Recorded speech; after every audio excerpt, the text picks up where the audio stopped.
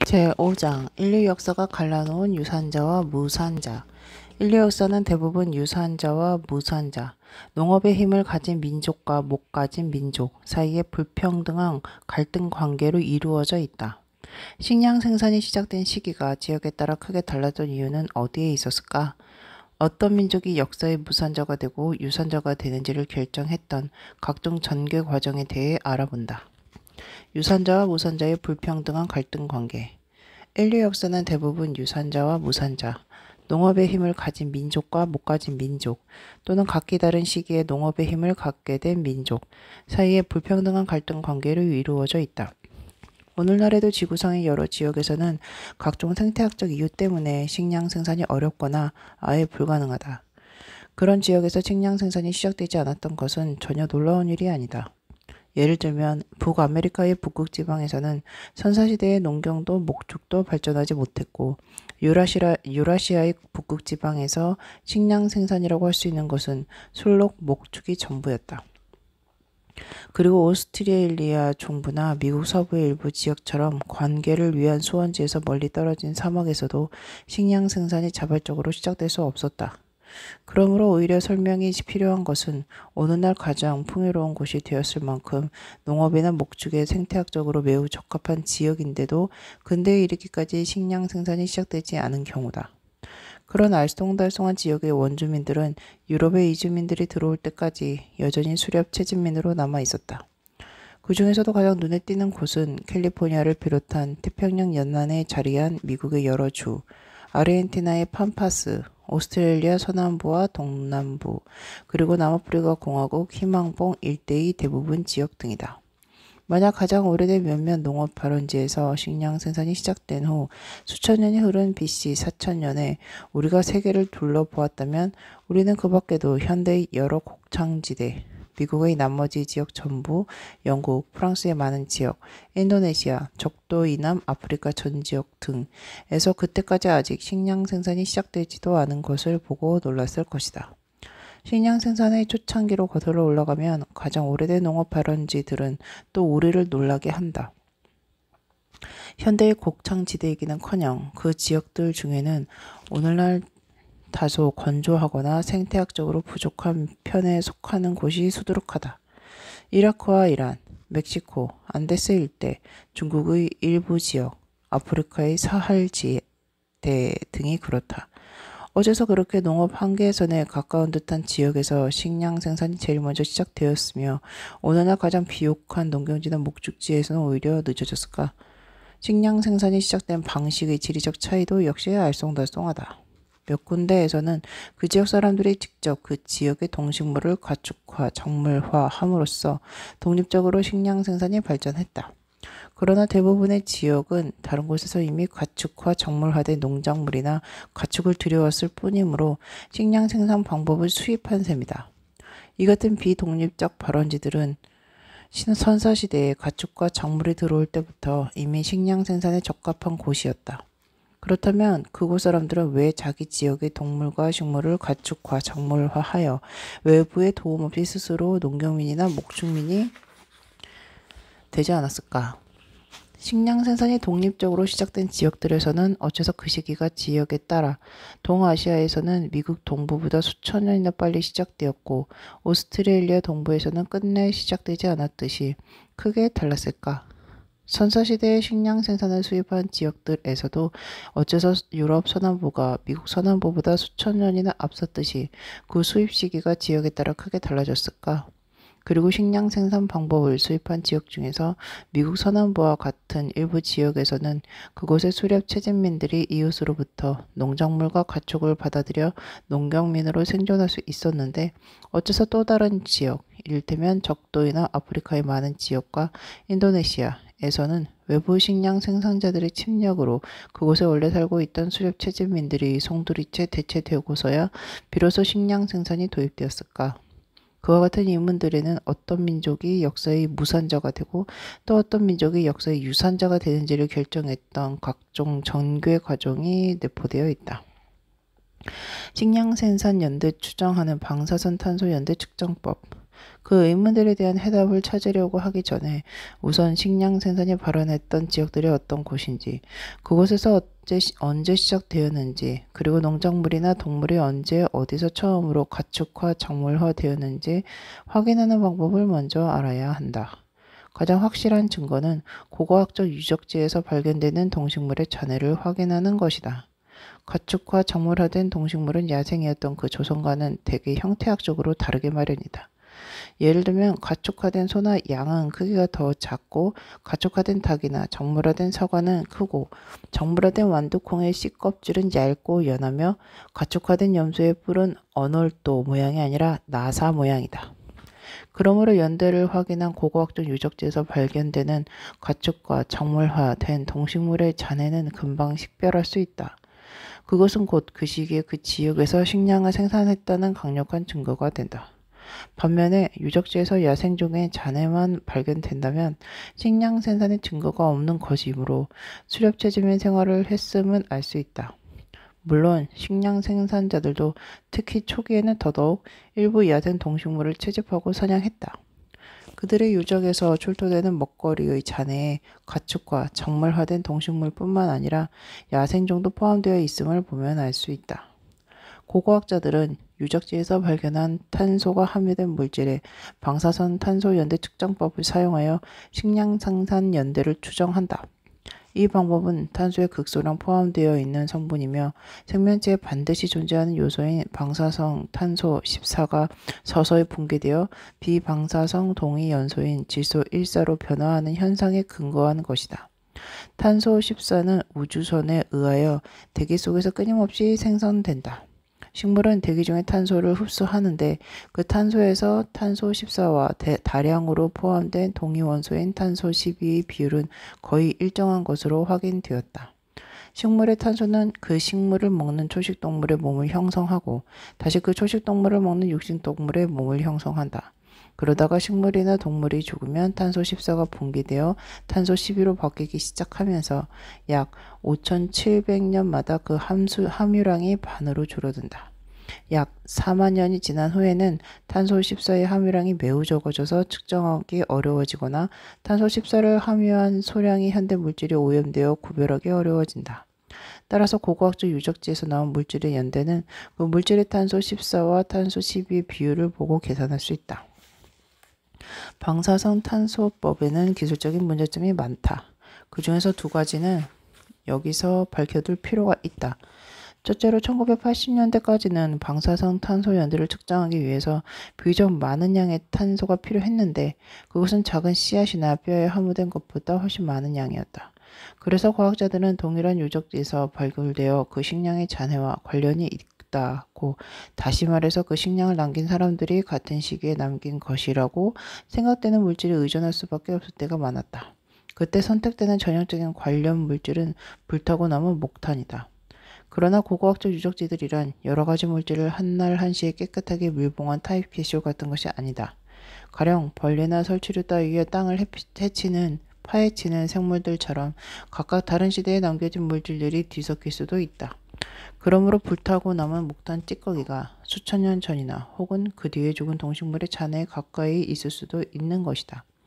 그래서 오늘날의 고고학자들은 가속질량 분광법이라는 신기술을 사용하여 그 문제를 피해가는 경우가 점점 많아지고 있다. 그 방법을 쓰면 소량의 샘플로도 방사성 탄소 연대 측정이 가능하므로 작은 씨앗이나 작은 뼈 등의 식량 찌꺼기 하나에서 직접 연대를 측정할 수가 있다. 어떤 경우에는 이 직접적인 새로운 방법, 여기에도 문제가 없지는 않지만 방법으로 측정한 최근의 방사선 탄소 연대와 종전의 간접적인 방법으로 측정한 연대 사이에서 큰 차이가 발견되기도 했다. 그 때문에 논쟁이 시작되고 나서 아직 해결되지 않은 문제 중에서 이 책의 내용과 관련하여 가장 중요한 것은 남북 아메리카에서 식량 생산이 발현된 시기에 대한 논쟁이다. 1960년대와 1970년대에 행한 간접적 방법에서는 최고 BC 7000년경까지 거슬러 올라가는 연대가 나왔지만 그보다 최근에 한 직접적 연대 측정에서는 BC 3500년경 이후의 연대가 나오고 있다. 방사선 탄소법의 두 번째 문제는 대기 중의 탄소 14와 탄소 12의 비율이 사실은 정확히 일정한 것이 아니라 시시때때로 조금씩 변동하므로 비율이 일정하다고 가정하여 계산한 방사선 탄소 연대에는 약간의 계통 오차가 있을 수밖에 없다는 점이다.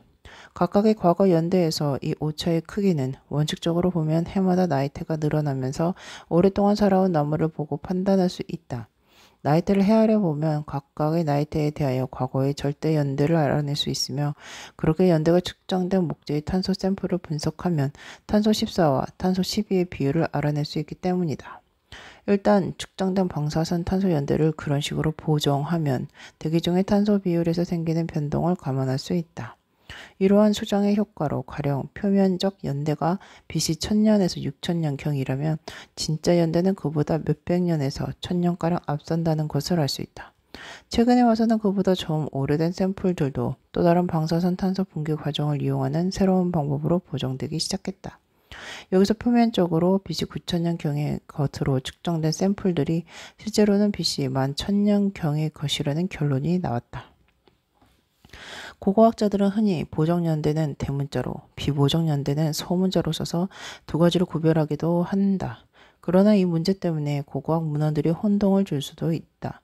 왜냐하면 많은 책이나 논문에서 비보정연대를 BC로 표시하면서도 그것이 사실은 비보정연대라는 것을 분명히 밝히지 않기 때문이다.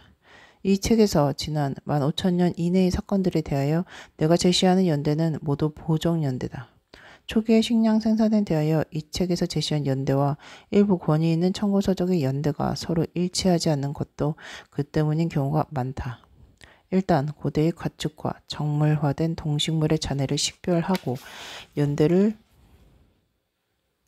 사진 1. 13,000년 북아메리카에서 번성했던 클로비스 수렵인이 만든 돌촉. 사진 2. 파란 뉴기니 포레족 고지인. 사진 2에서 5까지는 내가 이 책의 헌정한 뉴기니 친구 가운데 4명이다. 사진 3. 에사 뉴기니의 포레족 고지인. 사진 4. 카리니가 뉴기니 남부의 투다 외족 저지인. 사진 5. 사와카리 뉴기니 북부 저지인. 사진 6. 플라이강에서 카누를 타는 두 뉴기니 고지인. 사진 7. 활과 화살, 그물 가방을 가지고 있는 뉴기니 저지대 사냥꾼. 사진 8. 전분을 채취하기 위해 사고 야자를 자르는 뉴기니 저지대 여자. 사진 9. 태즈메이니아의 원주민 여자로 유럽인이 도착하기 전에 태어난 세대에서 마지막 생존자 중 한 명이다. 태즈메이니아인은 오스트레일리아 원주민과 관계가 있다. 사진 10.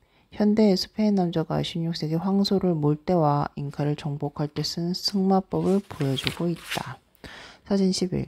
스페인 군인들이 잉카 군인을 무찌를 때 썼던 것과 같은 철검의 예, 스페인 왕 페르난도 2세의 검. 사진 12. 15세기 유럽인이 항해에 쓴 범선, 뒷부분에 조타하기 위한 키가 달려있다. 사진 13. 페루 고지대에 사는 케추아족 여자와 어린이. 사진 14. 라마와 함께 있는 케추아족 아이. 이 대형 포유류는 신세계에서 집 나르는 짐승으로 가축화되었다.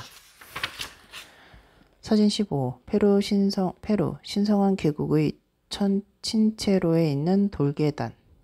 사진 16. 1532년 벌어진 카하마르카 전투의 재현. 이 전투에서 169명의 스페인 군이 8만 명의 잉카군을 꺾고 잉카 황제 아타왈파를 사로잡았다. 정했다면 그 동물이나 식물이 실제로 그 유적지의 주변 지역에서 가축과 정물화되었는지 아니면 다른 곳에서 가축과 정물화되어 그 유적지까지 전파되었는지를 어떻게 판단할 수 있을까? 한 가지 방법은 그 농작물이나 동물의 야생 조상의 지리적 분포도를 검토하고 가축화, 정물화는 그 야생 조상이 있었던 지역에서 이루어졌을 것이라고 추론하는 것이다. 예를 들자면 병아리 공은 전통적인 농경민들에 의해 지중해와 에티오피아에서부터 동쪽 인도에 이르기까지 널리 재배되었다. 특히 인도는 오늘날 병아리 공의 세계 생산량에서 80%를 담당하고 있다. 그러므로 병아리콩은 인도에서 작물화되었다고 착각하기 쉽다. 그러나 병아리콩의 야생 조상은 터키 동남부에서만 살았다는 사실이 밝혀졌다.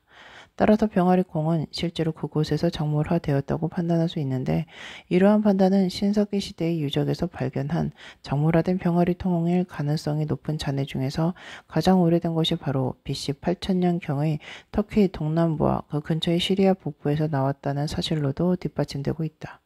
인도 아대륙에서 병아리콩의 고고학적 증거가 나타난 것은 그보다 5000년이 더 지나서였다. 농작물이나 동물의 가축화, 작물화 장소를 알아내는 두 번째 방법은 각 지역에서 가축화, 작물화된 형태가 처음 나타나는 연대를 지도에 표시해 놓는 것이다. 그 중에서 제일 먼저 그 형태가 나타난 곳이 바로 최초의 가축과 작물화 장소일지도 모른다. 특히 그 동식물의 야생 조상도 그곳에 있었다면 그리고 다른 여러 장소에서 처음 나타난 연대가 각각 최초의 가축과 작물화 장소로 추정되는 곳으로부터 멀어질수록 차츰 늦어진다면 더욱 확실하다. 예를 들자면 에머밀의 재배 시기 중에서 지금까지 알려진 가장 앞선 연대는 비옥한 초승달 지대의 BC 8500년경이다. 그때부터 이 농작물은 차츰 서쪽으로 진행하면서 계속 나타나 BC 6500년경에는 그리스, BC 5000년경에는 독일에 이르렀다. 그 같은 연대들은 에머밀이 비옥한 초승달 지대에서 작물화되었음을 보여준다. 이러한 결론은 에머밀의 야생 조상이 이스라엘에서 이란 서부와 터키까지 이르는 지역에 국한되어 있다는 사실로도 뒷받침되고 있다. 그러나 동일한 동식물이 몇 장소에서 독립적으로 가축화, 작물화된 경우에는 상황이 복잡해질 때가 많다. 그런 경우들은 여러 지역에서 발견되는 동일한 농작물이나 가축화된 동물의 표본들에서 독립적인 가축화, 작물화로 인하여 생긴 행태학적, 유전적 차이나 염색체의 차이를 분석함으로써 확인할 수 있다. 예를 들어 가축화된 소의 일종인 인도의 흑소에는 혹이 있는데 서유럽의 소에는 없다. 유전자 분석을 해보면 현대의 인도와 서유럽의 소들은 어느 곳에서도 그 어떤 동물도 가축화되지 않았던 수만 년 전에 이미 분기되어 있었던 것으로 나타난다. 다시 말해서 소는 지난 10,000년 사이에 인도와 서유라시아에서 각각 독립적으로 가축화되었으며 이미 수만 년 전에 분기된 소의 아종인 인도의 야생소와 서유라시아의 야생소에서 각각 출발했던 것이다. 가축과 작물화의 발원지. 이제 앞에서 제기됐던 식량 생산의 기원에 대한 질문으로 돌아가 보자. 세계 각지에서 식량 생산은 각각 언제, 어디서, 어떻게 발전했을까? 한쪽 극단에서는 식량 생산이 완전히 독립적으로 시작된 지역들이 있다. 다른 지역으로부터 농작물이나 가축이 도착하기 전에 이미 수많은 토종 식물들, 가축과 작물화한 경우다. 현재까지 증거가 확실하고 세부적인 사항까지 검토된 곳은 5지역밖에 없다. 극동이나 비옥한 초승달 지대라고도 부르는 서남아시아, 중국, 중앙아메리카, 남아메리카의 안데스 산맥 일대와 어쩌면 그와 인접한 아마존강 유역까지, 그리고 미국 동부 등이다. 그 같은 중심지들 중에서 일부 또는 전부가 실제로는 북중국의 황허강 유역과 남중국의 양쯔강 유역처럼 식량 생산이 다소 독립적으로 시작된 몇 개의 인접한 중심지들로 구성되어 있는 것인지도 모른다. 식량 생산이 새로 시작되었던 것이 명백한 그 5지역과 함께 어쩌면 아프리카의 사헬지대, 열대 서아프리카, 에티오피아, 뉴기니의 4지역도 거기에 포함시켜야 할지도 모르겠다. 그러나 그 각각의 지역에 대해서는 불확실한 부분들이 남아있다. 아프리카의 사헬지대에서는 사하라 사막의 바로 남쪽에서 토종 야생 식물들이 작물화되었던 것이 확실하지만 그곳에서는 소의 목축이 농경보다 먼저 시작된 듯하다. 그 소들이 사헬에서 독립적으로 가축화된 소였는지 아니면 비옥한 초승달 지대에서 가축화된 소가 도입되면서 사헬지대 식물의 작물화를 촉발시키게 되었는지가 아직 분명하지가 않다. 마찬가지로 열대 서아프리카에서 토종 야생 식물이 작물화되었던 것은 확실하지만 그것이 사헬에 농작물들이 도입되면서 촉발된 일이 아니었는지는, 또 서남아시아의 농작물이 에티오피아에 도입되면서 토종 야생 식물의 작물화를 촉발시킨 것은 아니었는지도 불분명하다. 뉴기니에 대한 고고학적 연구 결과를 보면 인근의 여러 지역에서 식량 생산이 시작되기 훨씬 전부터 농경이 시작되었다는 증거가 나오지만 그곳에서 재배된 농작물들이 어떤 것들이었는지는 확실하게 식별되지 않았다. 도표 5-1은 지역적인 가축과 작물화가 이루어진 앞의 여러 지역과 기타 몇몇 지역에서 가장 잘 알려진 동식물 몇 종과 지금까지 밝혀진 가장 오래된 가축과 작물화 연대를 간추린 것이다. 독립적으로 식량 생산을 시작한 것으로 보이는 9 후보 지역 중에서 서남아시아는 식물의 작물화와 동물의 가축화의 확실한 연대가 두 가지 다 제일 오래되었다. 그리고 현재로서는 초기 식량 생산에 대한 정확한 방사선 탄소 연대가 측정된 횟수도 그곳이 제일 많다. 중국의 연대도 서남아시아와 비슷하게 오래되었지만 미국 동부의 연대는 그보다 6,000년쯤 뒤처졌음이 분명하다. 나머지 6 후보 지역에서는 가장 오래된 것으로 확인된 연대도 서남아시아의 연대에 전혀 미치지 못하지만 그 6 지역에 대해서는 아직 확실히 연대가 측정된 유적지 수가 너무 적으므로 정말 서남아시아보다 뒤늦었는지, 만약 그렇다면 얼마나 늦었는지가 불분명하다. 그 다음 지역들은 적어도 한두 종씩의 토종 동식물을 가축화, 작물화했지만 식량 생산은 주로 다른 곳에서 가축화, 작물화된 동식물에 의존했던 곳들이다. 그러한 소위 가축, 작물들은 그 지역의 식량 생산을 창시한 셈이므로 창시, 농작물 및 가축으로 생각해도 좋겠다. 창시, 가축, 작물이 들어옴에 따라 각 지역의 사람들은 한 곳에 정주하게 되었으므로 그 지역의 야생식물들을 채집하며 집으로 가져왔다. 그러다가 처음에는 우연히, 나중에는 의도적으로 그 식물들을 땅에 심기 시작하여 결과적으로 토종 농작물이 개발됐을 가능성도 높다. 그러나 그러한 서너 지역에 들어온 창시, 가축, 작물은 서남아시아로부터 도입된 것들이었다. 그중 한 지역이 유럽의 서부와 중부다. 그곳의 식량 생산은 BC 6000년에서 3500년에 서남아시아의 농작물과 동물들이 도착하면서 시작되었지만 적어도 한 종의 식물은 그 후에 지역적으로 작물화되었다. 야생 양귀비는 지중해 서부 연안에만 국한되어 있었다. 동유럽이나 서남아시아에서 가장 앞섰던 농경사의 유적지에서도 양귀비 씨앗은 출토되지 않는다. 그것이 제일 먼저 나타나는 곳은 서유럽의 초기 농경 유적지들이다. 반대로 서남아시아 농작물 및 가축의 야생 조상도 서유럽에 없었다.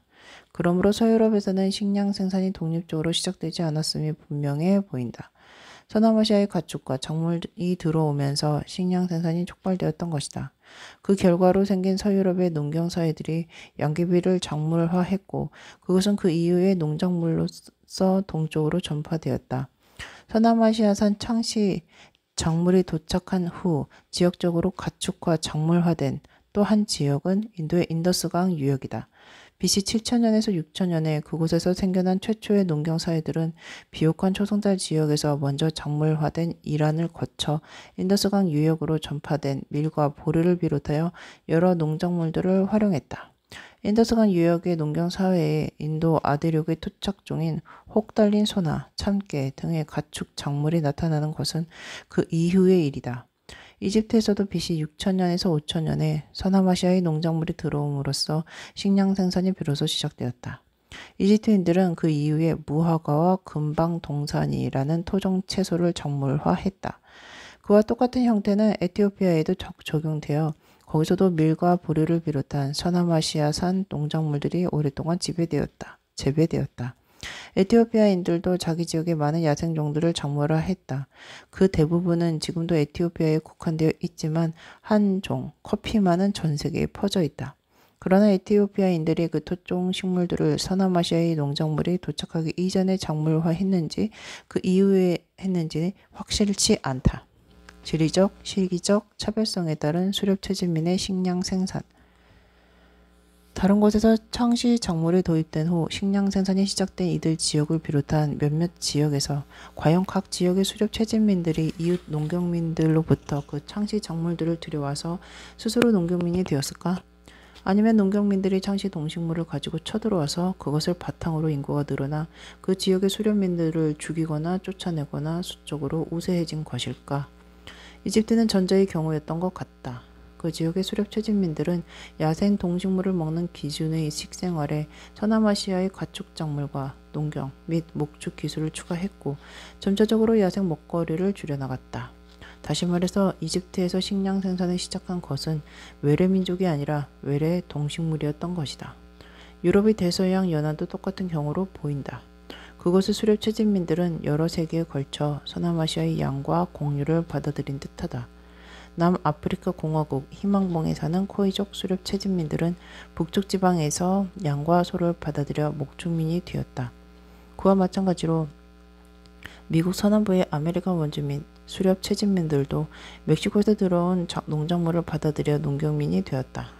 지금까지 언급한 네 지역에서 시작된 식량 생산에 대해서는 그 지역의 동식물이 가축화 작물화되었다는 증거가 거의 없거나 전혀 없지만 반대로 인구가 다른 민족에 의해 교체되었다는 증거도 거의 또한 전혀 없다. 이에 반대되는 극단적인 경우는 외래 동식물은 물론이고 외래 민족이 갑자기 밀려들면서 식량 생산이 시작된 것이 확실한 지역들이다. 확신을 가질 수 있는 이유는 그 도입 과정이 근대에 진행되었고 또 문자를 가진 유럽인들이 개입되어 있었으므로 그들이 수많은 책을 통하여 당시의 상황들을 설명했기 때문이다. 그러한 지역들은 캘리포니아, 북아메리카 서북부의 태평양 연안, 아르헨티나의 팜파스, 오스트레일리아, 시베리아 등이다. 불과 몇 세기 전까지만 하더라도 그 지역들은 아직 수렵 채집민들이 차지하고 있었다. 앞의 세 지역은 아메리칸 원주민들이었고 나머지는 각각 오스트레일리아 원주민과 시베리아 원주민들이었다. 그 수렵 채집민들은 밀려드는 유럽의 농경민과 목축민들에 의하여 살해되거나 감염되거나 쫓겨나서 대부분 유럽인으로 교체되고 말았다. 유럽인들은 자기들의 농작물을 가져왔고 그 농작물들이 들어온 후에도 그 지역의 야생종을 작물화하지 않았다. 유럽인들이 남아프리카 공화국의 희망봉 일대에 도착하여 만난 사람들에는 코이족 수렵 채집민 뿐만 아니라 코이족 목축민들도 있었다. 그들에게는 이미 가축화된 동물들이 있었지만 농작물은 없었다. 그 결과 그곳의 식물종들을 작업화하지 못하고 역시 다른 곳으로부터 들어온 농작물에 의존하는 농경이 시작되었으며 근대에 와서 대량으로 인구가 교체되는 현상이 나타났다. 마지막으로 그와 같은 외부의 가축작물에 의존하는 식량 생산이 갑작스럽게 시작되고 갑자기 인구가 대량으로 교체되는 현상은 선사시대에도 많은 지역에서 나타났던 것으로 보인다. 그러나 선사시대의 인구 교체에 대해서는 문자로 된 기록이 남아있지 않으므로 그 증거는 고고학적 기록에서 찾아내거나 언어학적 증거에서 유추할 수밖에 없다.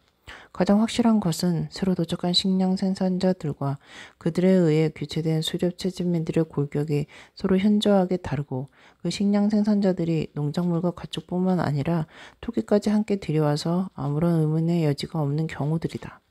이 책의 뒷부분에서는 그 중에서도 가장 명백한 두 가지 예를 다룬다. 하나는 남중국에서 필리핀과 인도네시아로 진출한 오스트로네시아인의 팽창이며 또 하나는 적도이나 아프리카에 널리 퍼진 반투족의 팽창이다. 유럽 서남부와 중부의 경우에도 마찬가지로 갑작스럽게 식량 생산과 토기 제작이 시작되었다. 필리핀, 인도네시아, 적도이나 아프리카 등지에서 신구 민족이 바뀌었듯이 아마 유럽에서도 종전의 그리스인과 독일인들이 새로운 그리스인과 독일인들로 교체되었을 것이다. 그러나 유럽의 경우에는 수렵 채집민과 그들을 교체한 농경민들의 골격 차이가 필리핀, 인도네시아, 적도이나 아프리카의 경우만큼 현저하지는 않다. 따라서 유럽에서의 인구 교체는 그만큼 눈에 띄거나 직접적인 것이 아니다. 간추로 말하자면 식량 생산이 독립적으로 발전한 곳은 세계의 몇 지역에 불과했으며 그나마도 각각 시기가 크게 달랐다. 일부 이웃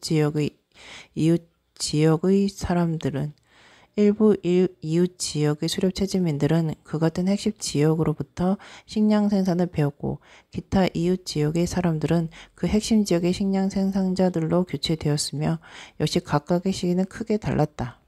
마지막으로 일부 지역의 사람들은 생태학적으로 식량 생산에 적합한 곳인데도 선사시대의 농업을 습득하지도 못했다. 근대에 와서 바깥 세상의 물결에 휩쓸릴 때까지 수렵 채집민의 생활을 고수했다. 그리하여 식량 생산을 일찍 시작한 셈이었다. 그 결과는 역사의 유산자와 무산자 사이의 수많은 충돌이었다. 식량 생산이 시작된 시기와 양상이 이처럼 지리적으로 달랐던 것을 어떻게 설명할 수 있을까? 선사시대에 대한 가장 중요한 질문 가운데 하나인 이 질문이 바로 이제부터 살펴볼 5장의 주제가 될 것이다.